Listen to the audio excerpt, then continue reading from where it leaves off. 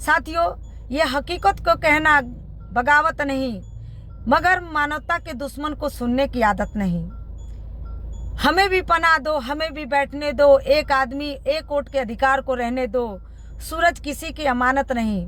अगर झील में फेंका है समाजवादी पत्थर, तो समाजवादी लहरों का उठना शरारत नहीं। आज़ादी आज़ादी है, आज़ादी आज़ादी है। जब तक समाजवाद रहेगा सबकी आज़ादी रहेगी।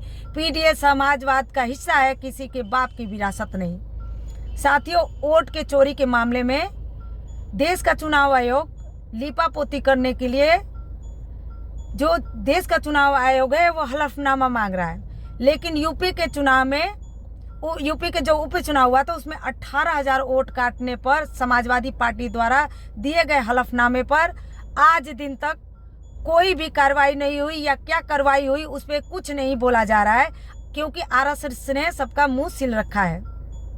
इस बात को आप समझिए कि अगर आप अपनी शिकायत किसी थाना या पुलिस के पास लेके जाते हैं, लिखित या मौखित, तो उस शिकायत को दर्ज करके जांच किया जाता है, यानी कि विवेचना शुरू किया जाता है।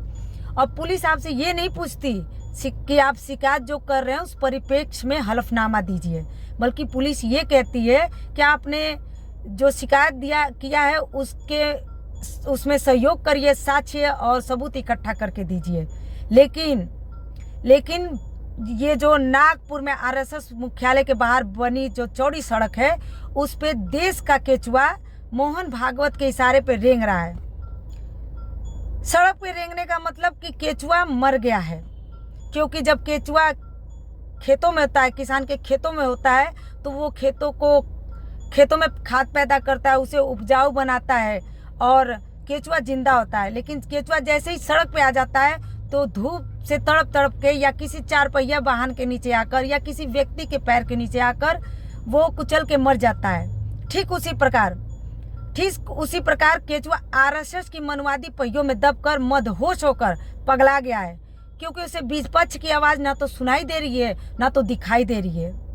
इसलिए समाजवादी पार्टी के मुखिया आदरणीय श्री अखिलेश यादव जी का संघर्ष जमीन पर, सड़क पर जारी है, क्योंकि मान्यवर काशीराम साहब कहते थे कि अगर सड़कें सुनी हो जाएंगी तो संसद आवारा हो जाएगी।